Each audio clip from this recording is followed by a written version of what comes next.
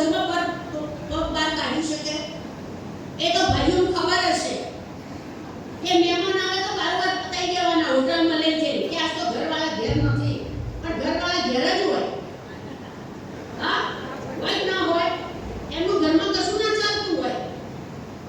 પણ આજે સાચા આ જે પતિવ્રતા કહો, આ ધર્મ પત્ની કહો, કોઈ દિવસ રવિન્દ્રભાઈને હંમેશા સાથ આપ્યો છે અને રવિન્દ્રભાઈ ખૂબ સેવાઓ કરી છે. એટલે આટલા વર્ષોથી કોઈ દિવસ એમના મોઢે ના નથી આવી, પણ બેલેન્સ રાખીને ચાલ્યા છે. સવારે 4 થી 8 વાગ્યાના સમયમાં કોણ કામ કાઢી શકે કે મારી પાસે ટાઈમ નથી? 7 વાગે તો ધંધા ઉપર પહોંચી જવાનું હોય, 7 વાગે તો અહીંયા પૂરું થઈ જાય. અખંડ ચાલ્યા છે.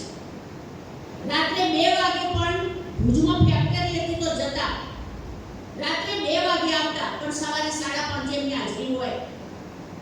35 વર્ષથી મને નથી લાગતું અમેરિકા ગયા હોય તો રજાઓ પડી, બાકી ઊંઝામાં હાજરી હોય એમની કોઈ દિવસ ગેરહાજરી નથી પૂરવડી. અહીંયા વિદ્યાલય છે, રોજ હાજરી પુરાય છે. એટલે કહેવાનો ભાવ કે બંને જણ સરસ રીતે, બંનેના એક વિચારો છે, જ્ઞાનમાં ચાલી રહ્યા છે. અને આ બધી બહેનો એમ સમજે કે મારી દીકરીઓ છે. બધા નાના મોટા બહેનો માટે એમને એટલો બધો ભાવ છે અને સેવામાં સદા હાજર. એટલે બાબા એમને દુઆઓ આપી રહ્યા છે અને સરસ રીતે બંને જણ અખંડ આટલા વર્ષોથી જ્ઞાનમાં ચાલવું અને સવારે આટલા 3:30 વાગે ઉઠવું.